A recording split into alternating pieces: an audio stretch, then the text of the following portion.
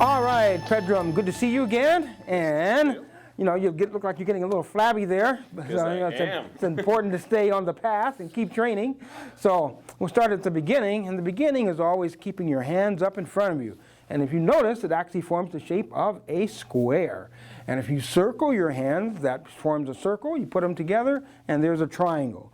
And those motions, the square, the circle, and the triangle, is essentially our geometry of combat and also allows us to pay our respects to each other.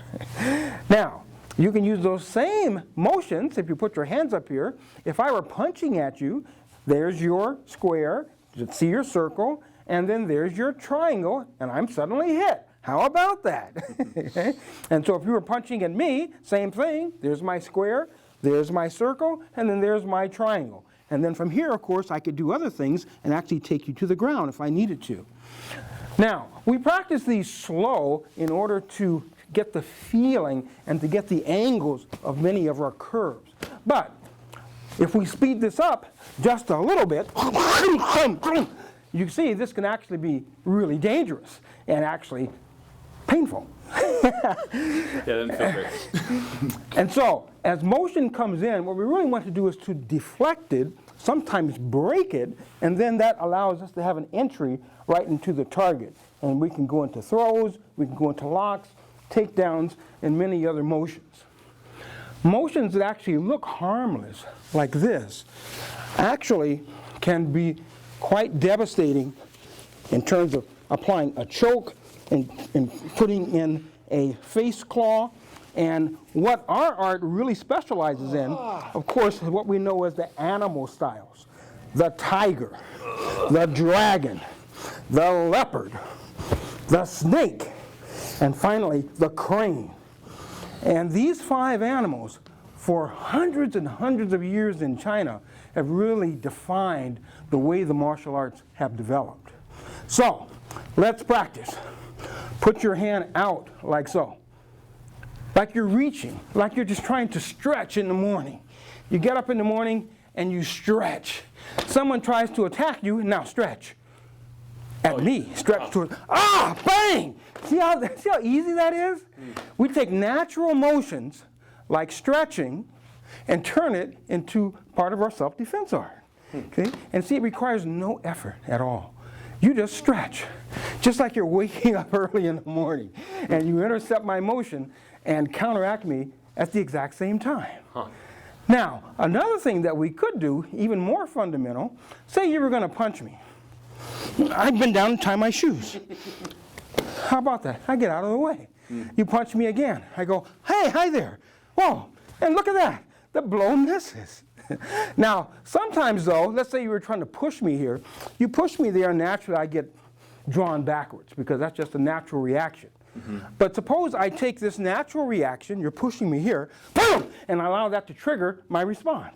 So you see how your motion, boom, actually triggered your destruction. You know, you created the impact that allowed me to defend myself. Now, this art, the nice thing I really like about it is that I can modulate my response.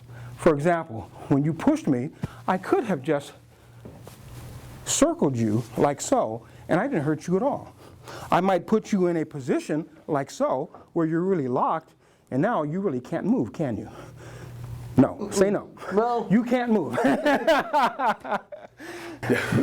So, you know, it's been said in the Shaolin tradition that we should, again, so you're striking, that we should avoid rather than check, that we should check rather than maim, that we should maim rather than kill. Okay? Because it's been said that all life is precious and no life can be replaced, not even that of the meanest creature. Okay? And so in this art, we want to, again, punch that left hand. We want to be able to modulate our responses to where we can go from anywhere from something like this, okay, just causing you to yield without me really hurting you, to taking your arm and breaking it, or just gently guiding you to the ground where you don't get hurt, but yet you can't hurt me either. Okay? The highest level of combat is trying to get to the point where you don't want to fight me. I change your intention. And sometimes by redirecting the way that your energy is coming in, I can get you to start to think about, you know, maybe I really shouldn't be doing this. It isn't working out the way I intended. So maybe I should change my aims and life may be better for me. Okay? Now, face this way. Put your feet together and cross over. Let's try the salute. Out to the front. Roll back and back. Notice that we put our right fist together with our left palm. It really represents the linking of the physical and the mental. It represents the strength coming together with the intellectual, and that by working together, the right brain and the left brain, the spirit and the physical can unite, and then you have a whole. But that same motion, again, punch with that hand. This same motion, there's my block. There's this. See, I can actually bring these together and actually crush your hand if I wanted to. That might dissuade you from attacking further too. Okay? I can also use, remember we talked about that square? Step in, and again, here's my salute. There it is again. I just let your head get in the way. Okay? And impede this from reaching all the way to that backhand. Okay? So all of our emotions, even the ones that have to do with the greeting or respect, can actually be used. They can be used, again, punch, they can be used as parries, they can be used as harder blocks, and they can be used as strikes. Okay? So I can strike on the way in, here, gouging, and then striking here. And then, of course, going right into my takedown or locks or throws. Every single motion in the Chinese martial arts has multiple functions. Everything can be an avoidance. Everything can be a block. Everything can be a joint lock. Everything can be a strike. And finally, everything can actually be a takedown or a throw. All in the exact same motion of this. You know? It's hardwired and built into the structure of the art from beginning to end. Again, punch. How often in your life do you actually have to do this? How often? Okay. Hopefully not that often. You know, after a while, you know, we're doing a lot of this essentially for fun. You know, just because we can, and this is just an interesting game that we can play to learn about angles and to really learn about relationship. You know, about how can I encounter force coming towards me and yet harmonize with it so it doesn't bother me. Okay. Ultimately, the martial arts is not just about defending yourself against some hypothetical outsider, some hypothetical attacker. What we're really trying to do is to learn how to harmonize our body and our mind, our inside and our outside, our spirit with our physical being, so that we can become a more whole human being. You don't have to fight other people every day, but every day there are several things about ourselves that we frequently have to encounter. Our own ego, our own arrogance, our own weakness, our own tendencies to give up when something is too difficult, our own tendency to struggle against our own inner demons and not have the resources to deal with them. That really is the ultimate purpose of the martial arts, is health, physical health, mental health, emotional health, social health, and ultimately spiritual health. Because all of these movements, the linking of the body and the mind with the breath, and to generate the energy, the chi, this is something that we can use 24/7. Hopefully 24/7, you don't have to defend yourself against some guy trying to sneak up on you in the alley and take your wallet. Now, if that does happen, see, it's very unhealthy for me to sit here and not know what to do and to let you punch my lights out because you need my wallet to support your drug habit. Okay? Right. I don't want to let that happen. Okay? And so to preserve my health, I yield and parry that, and can perhaps put you again into a compromising position where now you really can't do anything, but yet I haven't hurt you, and yet you haven't hurt me. See, it's a win-win situation. Okay? Try to stand up. I don't think You can't even move. Okay? But basically, what I'm doing is I'm just holding my heart. Okay? I'm sitting here holding my heart, and you can't hurt me. Isn't that beautiful? I love it. I love it. Awesome. Okay? Now, but in order to do that, again, get down. Okay? You need to sink. Find your own center. Curl the tip of your tongue to the roof of your mouth. You want to use deep diaphragmatic breathing. Bring up your hands here, and out of the centers of your palms, there's energy points. You want to focus your chi out of both of your palms so that you can feel my field of energy. You know, the human energy field extends out a couple of 2 or 3 feet. And so right here, you should be able to sense my energy before I even approach you. Okay? So that as you approach me, say with a strike, I sense your energy before it comes, and I try to lead your mind, and then your body just follows. And then I intercept you, and you start to rethink this encounter. You obtain what I call a moment of clarity. A moment of clarity. Okay? So you punch, and then right here, you have a moment of clarity where you say, you know, maybe I shouldn't be doing this. Notice that I don't have to punch you. I just have to hold. Stand up. You can't do it. You can't do it. I'm applying approximately 1 ounce of pressure. And what does it feel like? It sucks. It hurts terribly, terribly. And so by knowing, you know, the soft tissue points on the body, also by knowing certain nerve points on the body, okay, whether up there, over here, it allows me to control you literally without effort. Okay? And by holding some of these points, like again, stand up, see? It's very, very difficult for you to move, and yet I'm not really exerting myself. And this is how, you know, in ancient China, people who were smaller, weaker, more fragile and vulnerable could actually defeat attackers much larger than themselves, or who outnumbered them, or who perhaps even had weapons. And so learning how to modulate emotional and other types of encounters is a large part of what we're really trying to learn in the martial arts.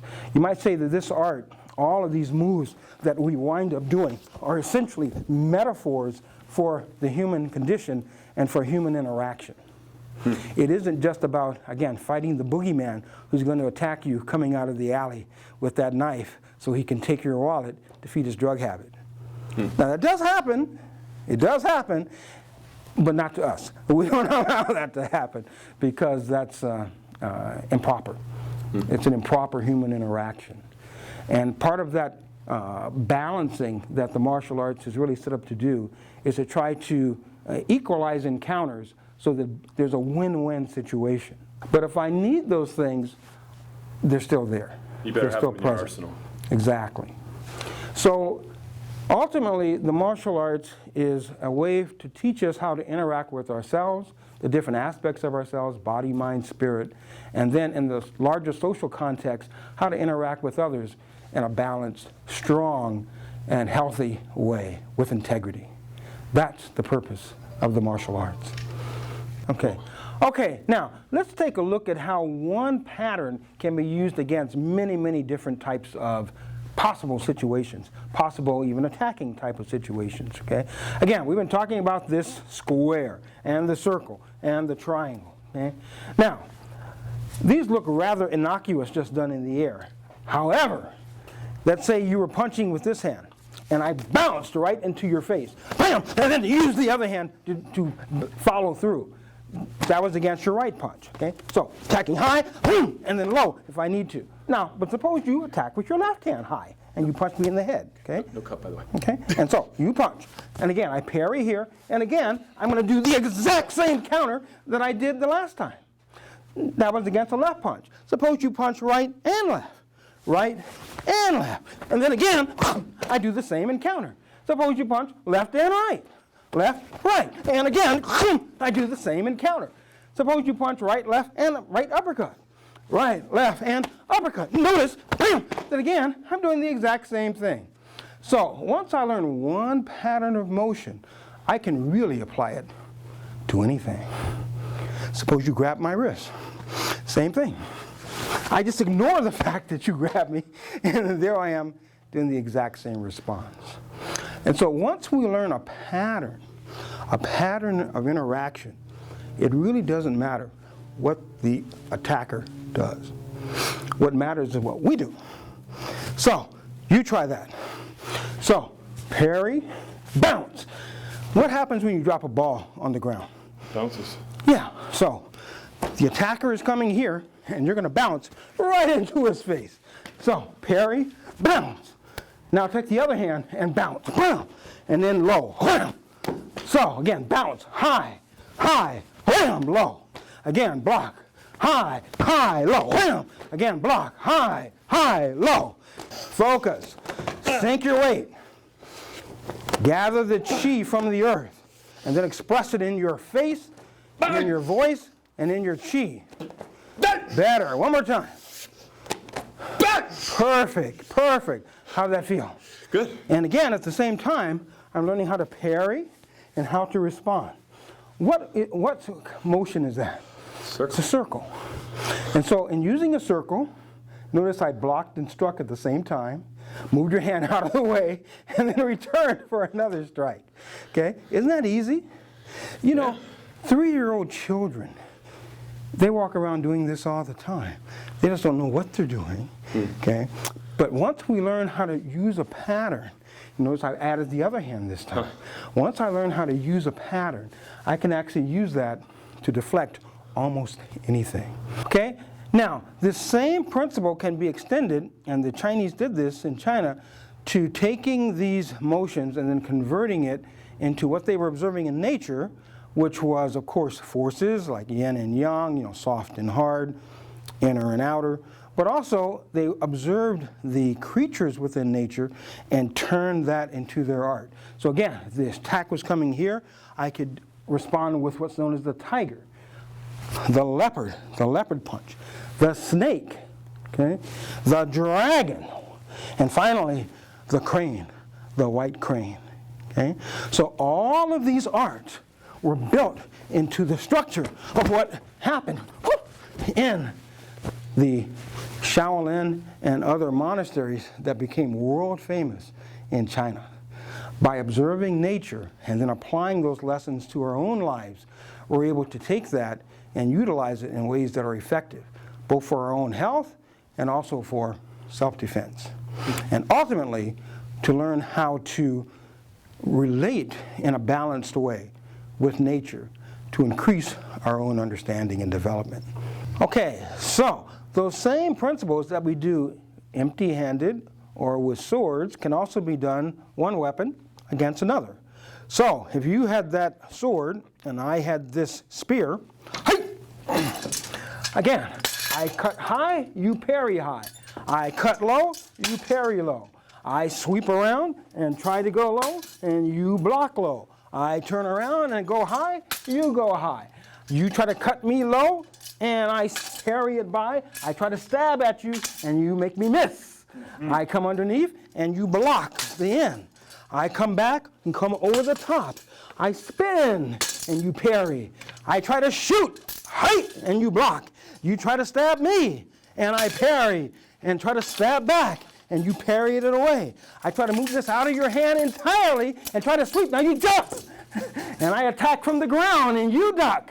And then you try to attack me, and I block and stab, and then come up, and we come back to our opening position, and we're finished. Okay? It's like a dance. It's like a two-person dance where we engage and encounter each other and learn how to turn, deflect, and modify so that we can play and dance with each other and nobody gets hurt. Because in order to learn how to do these moves, whether again it's with a weapon or barehanded, we have to know what we're about. We have to know how we work as human beings, physically, you know, in terms of our kinesiology, in terms of our movement, and also psychologically. Because a lot of combat is actually in here. It's in the mind. And it said that the winning or loss happens here in the mind. And the person with the most intention, the most focused intent, is usually the victor in an encounter. You know, one of my teachers said that unfortunately in this world, it's not who's right that counts, but who's left that counts.